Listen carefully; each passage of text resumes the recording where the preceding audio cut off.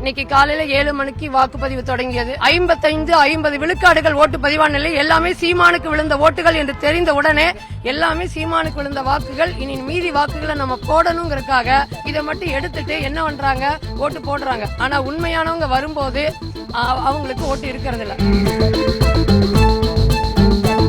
இந்த மண்ணில் இப்படி ஒரு அடிமையா இருந்து இந்த பதவி வாங்கி மக்களுக்கு நீங்க என்ன செஞ்சிட முடியும்? ஏன்னா அவ்வளவு வேதனை சுமந்துக்கார.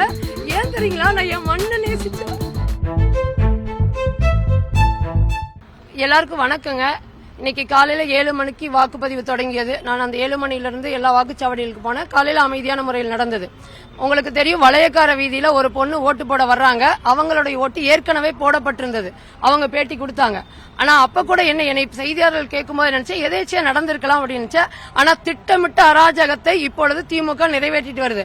50 விழுக்காடுகள் ஓட்டு பதிவான நிலை. எல்லாமே சீமானுக்கு விழுந்த ஓட்டுகள் என்று தெரிந்த உடனே வெளிப்படையா செய்ய ஆரம்பிச்சிட்டாங்க. இதோ இப்ப சொல்ற மாதிரிங்க, 221 வாக்குச்சாவடிக்கு போற பிரகாஷ் அப்படிங்கறது தங்களோட வாக்காளர் அட்டை, ஆதார் அட்டை எடுத்துட்டு வராரு.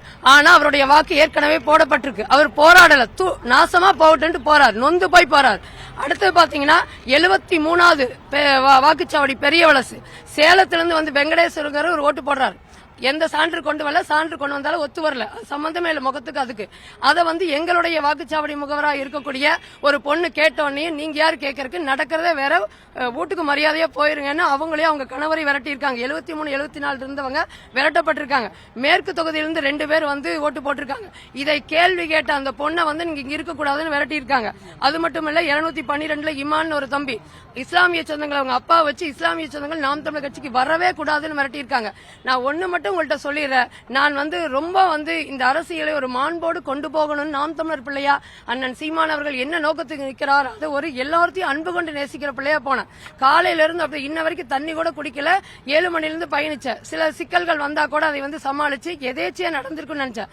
ஆனா திட்டமிட்டு எப்ப அந்த வளையக்கார வீதியில அந்த பொண்ணு பேட்டி கொடுத்ததோ அப்ப இருந்தே தொடங்கிருச்சு. இப்ப நான் வரும்போதுதான் தெரியுது, நாங்க வந்து போராடி இந்த ஒரு வாரமாக ஏன்னா வாக்குச்சாவடி முகவர்கள் போடுறது முக்கியம்னு சொல்லி ஒவ்வொரு உறவுகளும் சொந்தங்களும் அங்கங்க இருக்கிறவங்களை போட்டு 100 விழுக்காடு பதிவு பண்ணி வச்சிருக்கோம்.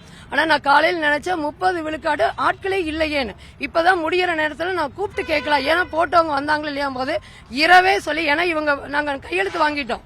அப்ப இரவே வந்து என்ன பண்றாங்க அப்படின்னா, இவங்க போடுறாங்கன்னு தெரிஞ்சு வீட்டுல போய் மிரட்டி வரவிடாம பண்ணிட்டாங்க. அதுக்கு அப்புறம் வந்து ஒரு சிலர் வந்து உட்காரும் போது இப்ப வந்து என்னன்னா 55 விழுக்காடுகள் ஆயிருக்கு ஓரளவிற்கு.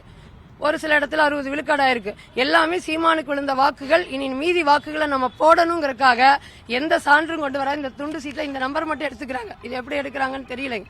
இதை மட்டும் எடுத்துட்டு என்ன பண்றாங்க, ஓட்டு போடுறாங்க. ஆனா உண்மையானவங்க வரும்போது அவங்களுக்கு ஓட்டு இருக்கிறது இல்ல. இது பெரும் வேதனையா இருக்கு. அது மட்டும் இல்ல, அராஜகம். அதனாலதான் ஒருவேளை அதிமுக கூட்டணி, பிஜேபி கூட்டணி எந்த கட்சி நிக்கலாம்னா நாங்க நின்னோம்.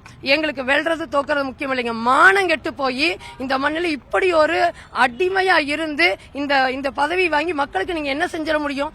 நான் கேட்கிறேன், மக்கள் உண்மையாலுமே உணர்வாங்க. ஏன்னா எங்களோட உழைப்பு தெரியும், எவ்வளவு தூரம் நான் கஷ்டப்பட்டேன்னு தெரியும். ஆனா நான் நம்பி இந்த துண்டை கூட உங்களுக்கு தெரியும். காலையில போடக்கூடாதுன்னு சொன்ன அடுத்த நிமிஷம் நான் கழட்டி வச்சேன். நீ வந்து யாராவது சொல்லுங்க, இதுக்கெல்லாம் உங்களால பதில் சொல்ல முடியுது, அதுக்கப்புறம் என் துண்டை கழட்டுறேன்னு சொல்றேன். இது வந்து ஒரு பெரும் கொடுமை. நான் வேதனை தாங்க முடியாம தான் வந்து சொல்றேன். நான் ஒரு இடமா இருந்தா விட்டுருப்பேன் மொத்தத்துக்கான. இப்ப அந்த வேலை தொடர்ச்சியா நடந்துட்டு இருக்கு. இது கொடுமை தாங்க.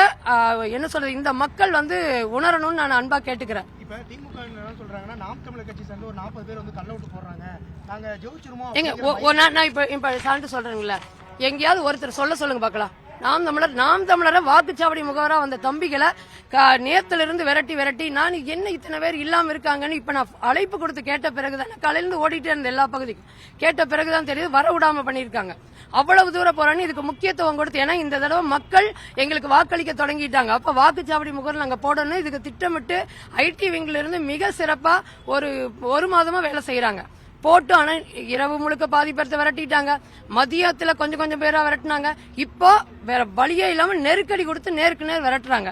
அதை 73, 74 அந்த பொண்ணுங்க பயந்துட்டு இப்ப வீட்டுக்கு போய் இருக்காங்க. ஏன்னா அவங்க குடும்பம் எங்கிட்ட கேக்குறாங்க, அக்கா இப்படி பண்றாங்க என்ன பண்ணிட்டுன்னு. எங்களை பொறுத்த வரைக்கும் குடும்பம் முக்கியம். ஏன்னா நாங்க அம்பலப்படுத்துறோம். திமுக வந்து அராஜகங்க. இதுக்கு மேல வந்து நான் என்ன சொல்றது, கேடு கெட்ட ஒரு அரசியல் செய்யறாங்க. இப்படி வாங்குகின்ற என் மக்களை வந்து ஏமாற்றி ஓட்டு போட்டு அவங்க போட்டதா வாங்குற ஓட்டு மிகப்பெரிய கேவலமா நான் சொல்றேன். நான் ஒரு பெண்ணா அண்ணன் சீமான் எடுத்திருக்காரு. நாங்க என்ன நோக்கத்துக்கு நின்னமோ அந்த நோக்கத்தை இந்த மண்ணில வந்து போராட முடியாம இப்படி ஒரு அராஜக வேலை நடக்குதுங்கிறத நான் வெளிப்படையாவே பகிரங்கமா அறிவிக்கிறேன்.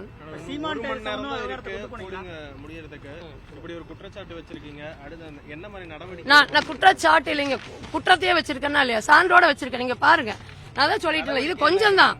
இன்னும் வந்து நிறைய வந்து நான் எழுதல, எல்லாம் பாத்தீங்கன்னா உள்ள குறிச்சு வச்சிருக்காங்க. இவங்களுடைய இந்த வாக்கு திமுகவினுடைய அராஜக வாக்குச்சாவடி முகவர்களால் ஒட்டு மொத்தமா அத்தனை பேரும் பாதிக்கப்படுறாங்கன்னு தான் சொல்லுவேன். காக்கி சட்டை போட்டு அவங்க கேட்க முடியல. இன்னும் சொல்ல போனா நாங்க இது கொடுத்திருக்கோம், சிசிடிவி கேமரா, இத்தனை தொழில்நுட்ப வளர்ச்சி இருந்து ஏன் அவங்களால வந்து அதை இது பண்ண முடியல? எங்கேயுமே கிடையாது. ஏன்னா அவர்களை மீறி இங்க எதுவுமே செய்ய முடியாத ஒரு சூழல் தான் இருக்குதுங்க. நான் வெளிப்படையா சொல்றேன், நடவடிக்கையை மக்கள் உணர்ந்தா மக்கள் பதிலடி கொடுப்பாங்கன்னு நினைக்கிறேங்க. ஏன்னா வேற வழி தெரியல எனக்கு.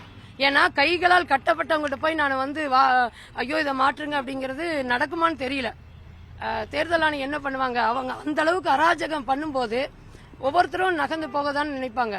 இந்த கொடுமைகள் இந்த மண்ணில் நடக்குது.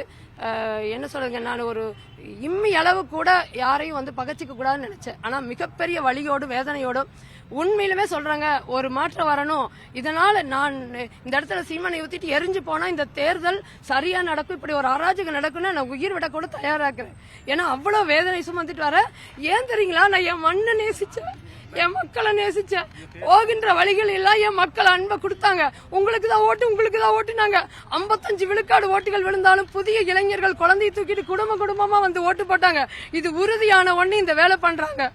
எவ்வளவு இன்னும் சொல்ல போனா, நான் மாற்றுக் கட்சி சேர்ந்தவங்களோட நேசிச்சு காலையில இருந்து அந்த வாக்குச்சாவடியில் உட்காந்து திமுக முகவரில் கூட சாப்பிட்டீங்களா, வாழ்த்துக்கள் வாழ்த்துக்கள் சொல்லிட்டு வந்தேன். ஆனா இப்ப வந்ததுக்கு அப்புறம் இவ்வளவு பெரிய ஒரு அராஜகம் நடக்குதுங்க போது பெரிய வேதனை தான். ஆனா இதுக்கு பதிலடி என் மண்ணினுடைய மக்கள் உறுதியை இன்னைக்கு இல்லைனால் ஒரு நாள் கொடுத்தே தேர்வாங்க. இது நடந்தே தீரும். செய்திகளை உடனுக்குடன் தெரிந்து கொள்ள உடனே சப்ஸ்கிரைப் பண்ணுங்க.